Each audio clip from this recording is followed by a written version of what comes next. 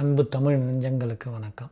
நம்ம தமிழ்நாட்டில் இருக்கவங்களுக்கு மஞ்சளின் மகிமையை சொல்ல தேவையில்லை.